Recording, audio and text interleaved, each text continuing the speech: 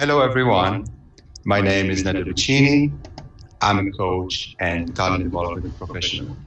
I've been working in coaching for the last 15 years, and my career mission is to support individuals in organization, measuring the impact of coaching and proving its value. And this is our topic for this session today. We'll be talking about measuring the impact, measuring the success of coaching. In this session, we'll be answering three burning questions for any coach. The first question is why we need to think about measuring the impact of coaching. Why today? The second question is what is the impact of coaching? What is the outcome of coaching? What is the success? What is the definition of success in coaching? The third question is how can we do that? How can we measure the impact of coaching all the way to the ROI, return on investment of coaching? So let's start first with why. Why we need to think about measurement and evaluation. And there are four main reasons. The first reason is to stand out, to be different. In fact, coaching is one of the fastest growing professions in the world. That's the second one just after the IT industry. According to the ICF Global Coaching Study 2020, it is estimated that the number of coach practitioners is more than 70,000 all around the world, which is an increase about 33% on 2015 estimates. So the number is growing. There is more demand on coaching. What does it mean for us as a coach? It means that we need to measure what we manage. As Peter Drucker said, if you can't measure it, you can't manage it. So we need to know how we can measure the success of what we are doing, to stand out, to be different. The second reason why we need to think about measurement and evaluation is to have proof, to justify the spending, to get the support from the management. In fact, senior managers sponsor a coaching program. They want to see the money. They want to see the monetary benefit of coaching. That's why we need to show them the monetary impact and the monetary result of coaching. The third reason why we need to think about measurement and evaluation is that measurement and evaluation is considered to be an opportunity in coaching profession. In fact, this is the finding of the ICF Global Coaching Study 2020. And the three main obstacles to build a successful coaching culture inside the organization. The first one is the limited support from senior leaders. In fact, senior leaders, they want to see monetary impact. They want to know how can we quantify the result of coaching. So this is what they are expecting. The second challenge or the second obstacles is that many coaches, they simply don't know how to measure or what to measure or when to measure. The third obstacles is the lack of budget for coaching activity, especially in the pandemic time. So we are facing a lot of challenge in budget for learning and development, especially for the coaching activity. And these three reasons are related to each other because managers, sponsors, they want to see result, they want to see impact. That's the reason why they need that to spend money, to allocate more funding for coaching. The fourth reason is that we as a coach, we need to win a seat at the table. In fact, there are two perceptions here in coaching. The first perception from the executive, from senior leaders, that coaching is a cost. If we see it as a cost, like other HR budgets, so these costs should be controlled, should be reduced, or simply should be eliminated. The second perception, that coaching is an investment. And if we consider it as an investment, the investment should be maintained, should be enhanced, and should be protected. And our role here in coaching is to protect those investments and to show to different stakeholders that coaching isn't a luxury. Coaching is a necessity. This is very important for coach to prove that coaching is a necessity for the success, for the improvement of the performance within the organization, and for developing talent within the organization. So those are the 4 reasons why we need to think about measurement and evaluation, measuring the impact of coaching. So the first reason is to stand out, to be different. This will help us to grow our business. The second reason is to defend our business, is to have proof, to have justification about the result. The third reason is we take advantage about the opportunity. Today, measurement and evaluation is considered to be a challenge. So if we know how to manage this challenge, so we take advantage of this in the future. And the fourth reason is that we need to change the perception that coaching, it's not a luxury. Coaching is a necessity. Coaching is an investment in our organization. So those are the 4 reasons why we need to think about measurement and evaluation. The second question now is what we measure. What is the success of coaching? What is the impact of coaching? If we see the definition of ICF about the coaching, coaching is partnering with the client in a thought-provoking and creative process that inspires them to maximize their personal and professional potential. So what does it mean? So the result of coaching is a change in reaction. It could be a change in learning, change in behavior, and change in impact. And this is what exactly means the chain of impact of coaching. There are 5 levels of evaluation of the coaching outcome. The first level here we call the reaction level, the reaction of the coachee, the reaction of the client from the coaching session, from the coaching engagement. This is where we measure if the client finds the coaching relevant, if the client finds the coaching to be important, if there are new information we got from the coaching, if they rate the coach as effective, and if they are willing to recommend the coaching to others. That's level 1. Level 2 now, it's a learning. This is the acquisition in knowledge, in skills, and attitude, better self-awareness of the client. That is the learning level. The third level, which is the application and implementation. Here comes the change in behavior, where the client are changing behavior, and this new behavior become new habits. The consequence and the results in changing in behavior is a business impact in the organization. And this business impact, some of it will be quantified in monetary value, the rest will be qualitative results, which is intangible benefit. For the part quantified into monetary value, it will help us for the level 5, which is the ROI, return on investment. So those are the 5 levels of evaluation that demonstrate the success of coaching.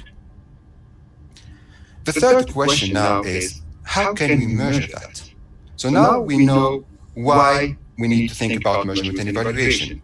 We know what is the success, definition of success in terms of coaching. It's a positive reaction, it's more learning by the client, it's a new behavior, it's a business impact, it's an ROI. But how can we do that? The good news that the process is very simple, it's very easy.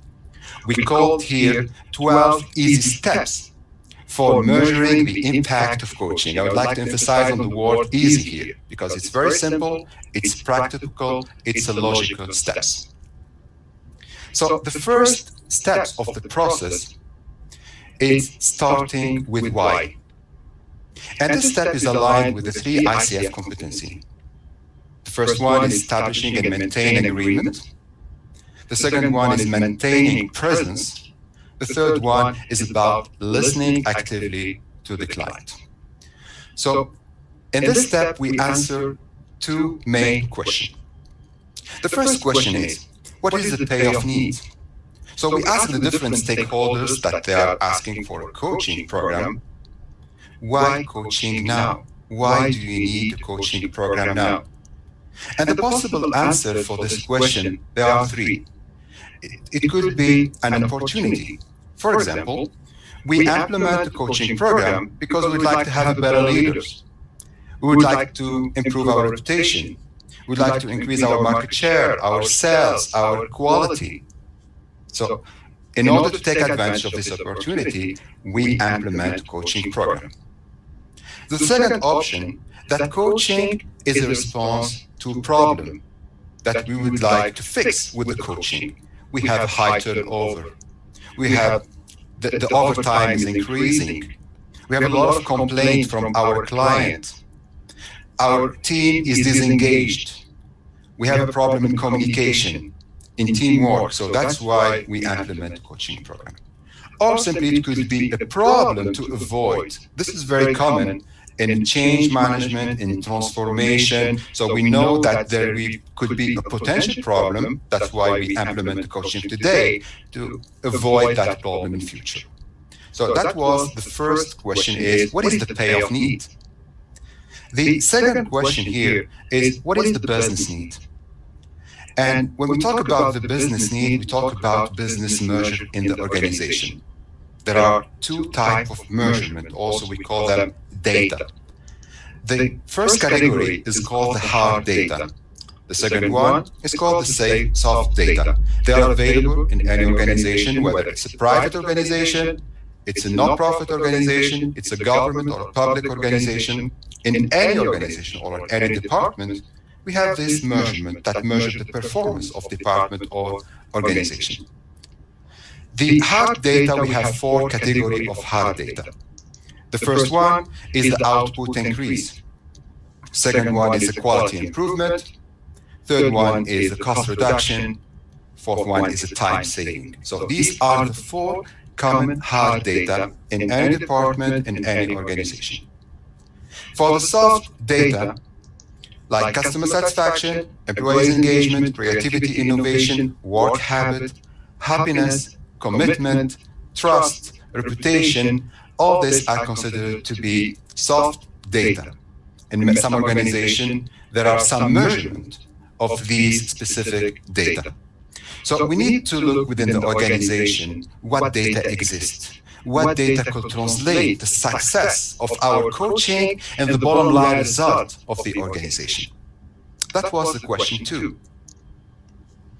Now, by answering these 2 questions, we can move to the second step, which is make it feasible. This step is aligned with 3 ICF competency. The first one is about demonstrating ethical practice, maintaining presence, and listening actively. In this step, we ask 3 more questions. The first question is, what is the performance need? What the client, what the coachee need to change in terms of their performance, in terms of their behavior, so we can improve the business measure that we have identified in step number 1. The second question here is, what is the learning need? What the client need to know? What knowledge they need to acquire, skills they need to acquire, or attitude in order to change their performance? And the third question is, preference need. What is the best solution? Is coaching the right solution? It could be mentoring, could be facilitation, could be therapy. So that's why it's very important here to talk about the ethic in coaching. So we need to find out if coaching is the right solution or not. If it is the right solution, how many coaching sessions is needed to improve which performance, and this performance will be linked to which business measure. So the first 2 steps, which are the starting with why and this step make it feasible, it's a kind of needs assessment of our coaching. And this leads us to the step number 3, which is expecting success. Expecting success is linked with 3 ICF also competency. We talk here about the awareness. We talk here about asking question to the client. And we talk about facilitating client growth through developing the objective and also having plan for the client. So we talk here about planning the evaluation. So if we take a look on what we call the alignment model of the coaching, step number 1, starting with why, we have identified the payoff need, the business need. Step Step number 2, make it feasible. We have identified the performance need, the learning need, the preference need. In this step, number 3, expecting success, we define objective at multiple levels. We set objective for the reaction of the client. What we need the client to have as a reaction after the coaching engagement. The learning, the application, changing behavior, the impact, and the ROI. So in this step, we define objective at multiple levels. By defining this objective, what we have the measurement. We can see on the right side the level of evaluation, reaction, learning, application, impact, and ROI. So this is the shape of V. It's a kind of business alignment model for our coaching program. We align our coaching program to the need of the organization. So from one side, we have the needs assessment. In the middle, we have the objective, and then we have the measurement and evaluation. In this step, also expect success, we talk about planning. So we plan for evaluation with the support of 2 valuable documents. The first document we call the data collection plan. In this document, we answer 5 questions. The first question, what we need to measure in each level of evaluation, in reaction, learning, application, impact, ROI. The second question is, how we are going to measure, to collect the data in each level of evaluation, what tools we are going to use. The third question is, who we are going to ask, who is going to provide us with the data for each level of evaluation. The next question is the timing. When can I collect data for level 1 reaction? When I can collect data for learning, for application, for impact, and for ROI? And the last question is, who is responsible for collecting data in each level of evaluation? So this document is very helpful for the coach because it helps us to plan for the data collection. That's the most common challenge that coaches face in measuring the impact of coaching is we don't know what to measure, how we are going to measure, who is going to provide us with the data, when we measure, and who is responsible for those measurements. The second planning document is called the ROI analysis plan. And this document is only for level 4, for the business impact. And we answer the 5 main questions. How can we isolate the effect of coaching for each business measure? How can we convert data to money? What is the different cost category? What are the intangible benefit, not the monetary benefit, the intangible benefit of the coaching program? And then the communication target to whom we are going to present the result of our coaching study, of our coaching project, of our coaching program. So these 2 documents are very important because they help us to get the support and the buy-in of senior management. You remember at the beginning when we spoke about why we need to measure and the obstacles that coaches face according to the ICF Global Study 2020 is the lack of management support. So by these 2 documents, we can get the support from management and successful execution before starting the coaching project engagement. So that's the planning phase. After this step, which is the 3rd step, first one, start with why, second one, make it feasible, 3rd step is expect success. Now, step number 4 is make it matter. And this step comes at the moment of implementation of coaching or at the end of the coaching session or a coaching engagement. So here it's about evoking awareness of the client. So what we measure in this step number 4, we measure the reaction and we measure the learning. So when we talk about the reaction, the main topic here for reaction is about the relevance. If the client is finding the coaching to be relevant, related to their work, if it is important, they perceive it as important for their success in the job or their professional career success. If they perceive the coaching to be value added, There are new information here. If they perceive the coach to be effective, and the last one is the Net Promoter Score, if they recommend the coaching to their colleague, to their managers, to their direct report. So these are the 5 most important elements that you need to consider when you measure the reaction from your coaching program. The second part, which is related to the learning. When we measure level 2 learning, we need to think about the knowledge, the skills, the attitude, the competency, and the capacity. The question now is, how can we do that? How can we measure reaction and learning? What are the tools? There are many tools that we can use. For reaction, we can use 4 tools. Questionnaire, we can use observation, we can use interview with the client, and we can use focus group. This will help us to get information about the reaction. The most common used tools for coaches is the questionnaire, or also survey. This is for level 1. For level 2, we can use the same 4 tools, plus test, quizzes, demonstration, simulation. Simulation is commonly used for the mentoring more than the coaching. For coaching, one of the most common tools is the self-assessment, which is a questionnaire. Also, some uses also the test.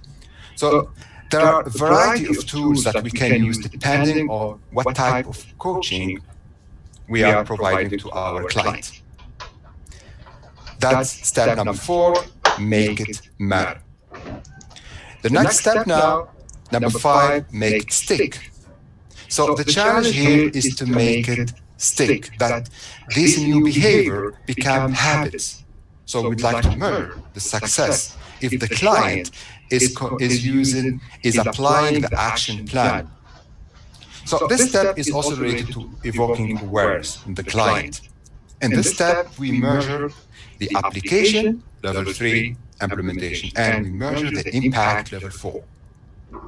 So what are the questions here we need to know? The first question is about the extent of use. Is the client using what they are supposed to use, applying what they are supposed to apply? The task completion, the frequency of use, the barriers. So we ask the client, what barriers did you face to implement your action plan or the new skills? And what are also the enablers that helped you to apply what you have applied? So those are the 5 common questions for the application. For the business impact, it depends on type of coaching, but there are different measurements that we talk about. The hard data, it's about the output, the quality, the cost, the time, customer satisfaction, employee satisfaction. So we need to ask the following question to the different stakeholders, to the client, to the managers of the client. Okay, what is the impact? What is the consequence of applying the new skills and the bottom line result of the organization? What have been changed in the result of the organization, in the measurement? And then we know what is the business impact level 4. How can we collect this data? So for the application, we can use a questionnaire. For the client, for the manager of the client, for the direct report, we can use observation, we can use interview, observation like mystery shopper or different type of observation, interview, one-on-one with the client, focus group, and one of the most common tools used in coaching, which is the action planning and also the performance contract. For the level 4, which is the business impact, we still use the questionnaire, we use the action plan, the performance contract, and the most common source of data, which is the performance record in the organization. A lot of data is available in different departments, in the quality department, in finance department, in sales department, in customer service department, in many departments of the organization, HR, so we can find the data performance record in the organization. That was the step number 5. But the process is still long till the ROI. Why? Because we need to have credibility. How can we do that? In the next step. So step number 6 is make it credible by doing the isolation. And this step is related to the ICF competency number 4, cultivate trust and safety. And this step, what we need to consider is what is the contribution of coaching program to the total improvement of the business measurement. If we have an increase in sales, if we have a cost reduction, if we have decrease in turnover, it could be many factors. It could be incentives, it could be management attention, changing process, competition, new other initiative, new other program organization. So many other factors that could contribute in this improvement. So we need to isolate the effect of coaching. The good news that many tools exist to support us, to help us in doing this isolation. And there are 8 techniques. The first technique is the control group. The second one is the trend line analysis. The third technique is the forecasting. Number 4 is the coachee or the client estimate. Number 5 is using the customer input. Also, we can have expert study or expert estimate or previous study, or the manager supervisor's estimate, or simply by calculating the contribution of other factors.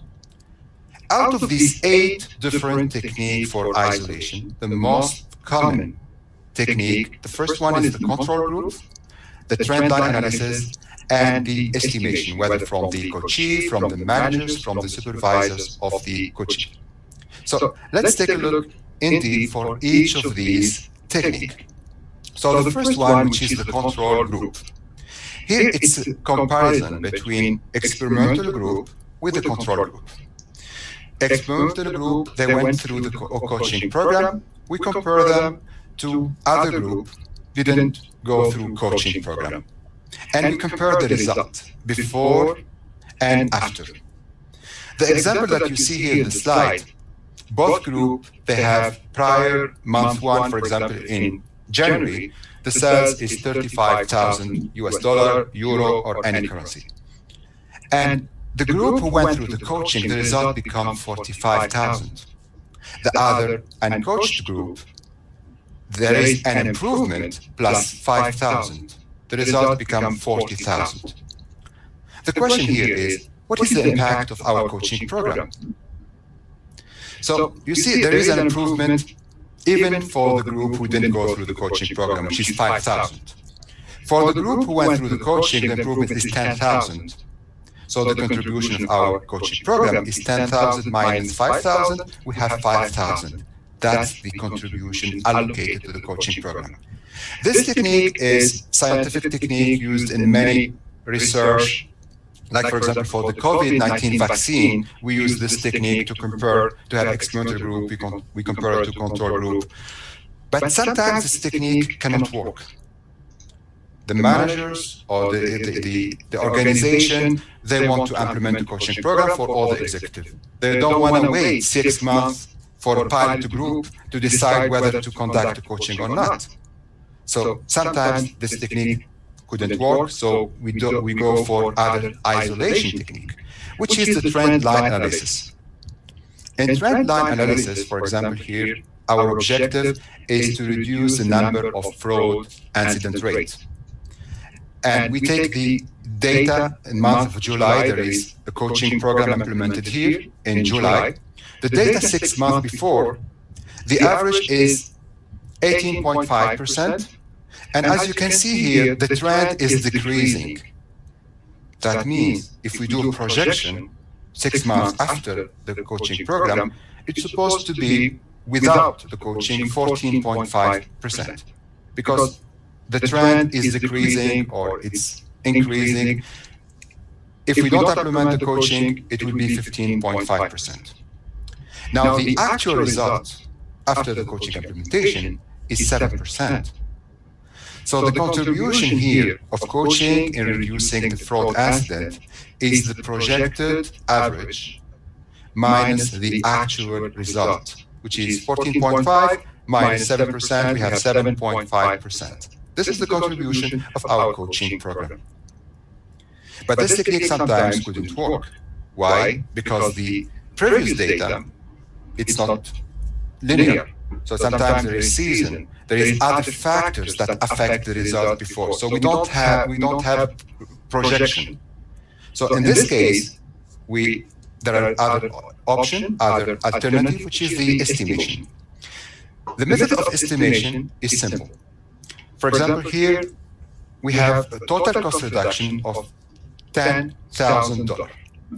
So we ask the client to identify what factors could contribute to this total reduction. It could be the coaching program, the change in procedures, adjustment in standard, revision to incentive plan, increase of management attention. Then we ask the client to divide 100% on those factors, and the contribution here, estimation of the client, is 15%. Then we ask the client the following question: what is your confidence level of each of these estimations? The interval of confidence, in this case, in coaching, is 70%. That means that the margin of error plus minus 30%. When we do the calculation, we are very conservative. So we take minus 30%. That means we multiply the improvement 50% by the confidence 70%, so we have 35%. The contribution of the coaching in this total reduction, it's not $5,000, it's $3,500. This is the method of estimation that we can use: estimation from the client, from the manager, from the supervisors, or from an expert estimation. After the isolation, the next step now, number 7, is convert data to money.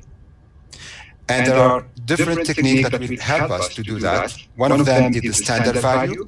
Standard value exists in any organization, in HR department, in quality department, in finance department.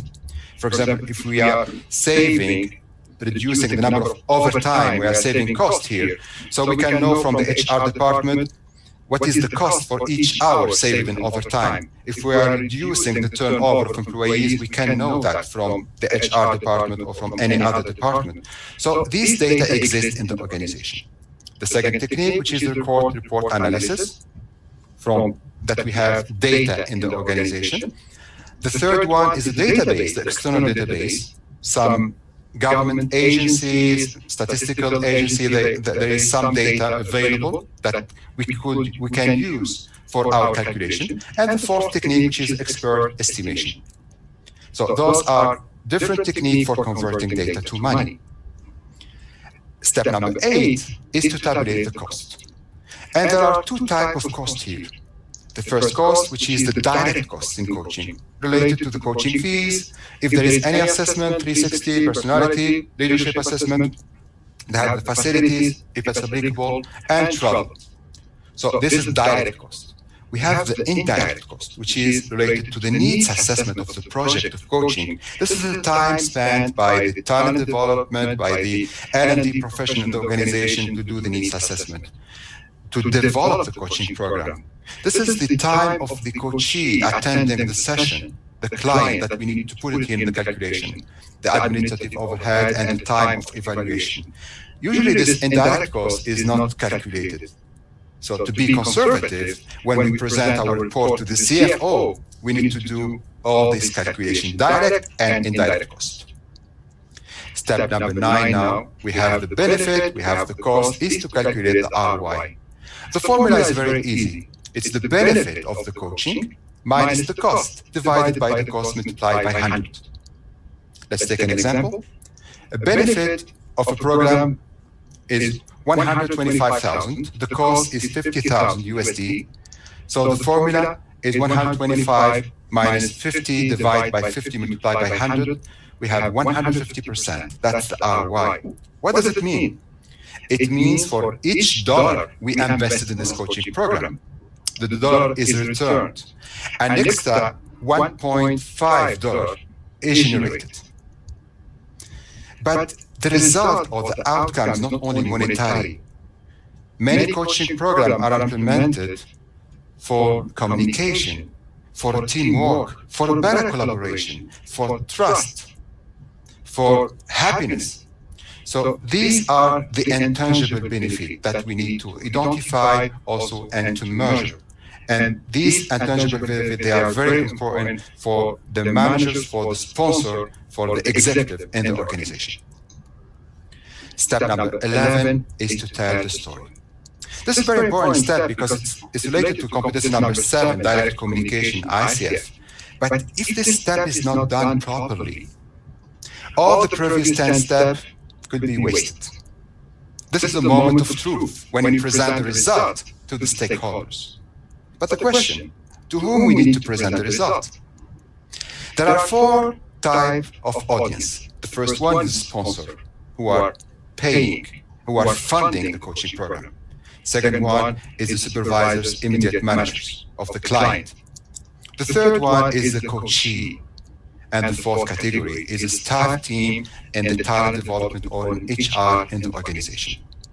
We can do that with a presentation, virtual or face-to-face, by providing them a full report of the results for the 5 level and also one-page summary infographic to present the key results for the different stakeholders. But this is not the last step. There is one step left, number 12, which is optimizing results. And this is a very important step because the objective of evaluation is to make it better. This will optimize and improve the results. And if we have this optimization, we have allocation. We have to get more funding, more support for our coaching program. So those are the 12 steps for measuring the impact of coaching. The first step is starting with why, aligning coaching program with the business. Step 2 is to make it feasible. Select the right solution. Make sure that coaching is the right solution. In this step, we ask what performance we need to have, what learning, what is the best solution we need to provide to the client. Step number 3, expect success by defining the objective at multiple levels, but having the proper plan, data collection plan, the ROI analysis plan. Step number 4, to collect the data for reaction, for learning. Step number 5, to collect the data for application and business impact. Step number 6, to do the isolation. Isolate the contribution of coaching, the effect of coaching. Number 7, to convert data to monetary value. Number 8, to tabulate the cost, the direct cost and the indirect cost. Number 9, to calculate the ROI. Number 10 is to identify intangible benefit. Number 11 is to tell the story. And number 12 is to optimize results. All the data that we have from this process will help us to adjust our coaching program, to improve its effectiveness, to make it better, to optimize it, and to get more funding. So this is a summary about our session today. First thing is we talked about why we need to think about measurement and evaluation to show, to stand out, to be different, then to have a proof, to show for different stakeholders, for managers, the monetary benefit of coaching, to have a proof and also to take advantage of measurement and evaluation as an opportunity to overcome the obstacles that we face today in measurement and evaluation. And the last one is to win a seat at the table. So this is why we need to think about measurement and evaluation. What we measure, what is the success of coaching, is about the reaction, it's the learning, it's the implementation, business impact, and ROI. How can we do that? Through 12 easy steps for measuring the success of coaching. So if we want results, if we want impact, if we want positive ROI, you see, we have to plan for it. We have to design for it. It just won't happen otherwise. We got some habit that we need to change, some processes we need to correct. You see, when it comes to delivering results from our coaching program, the result that the executive sponsor wants, hope is not a strategy. Luck is not a factor, and doing nothing is not an option. Things have changed in terms of what we have to measure as a result, of what we have to show as a result. Change is inevitable, but progress is optional. It's up to you. So if you'd like to get more information, if you have any question, please type it in chat, or also contact me in my email, on my presenter page, or connect with me in my social media. I'll be happy to support you and to help you in measuring the impact of what you are doing and showing the value of coaching. This is very important because it's essential to build a successful and sustainable coaching business. Thank you for attending this session, and wish you good luck for the rest of the conference. Thank you.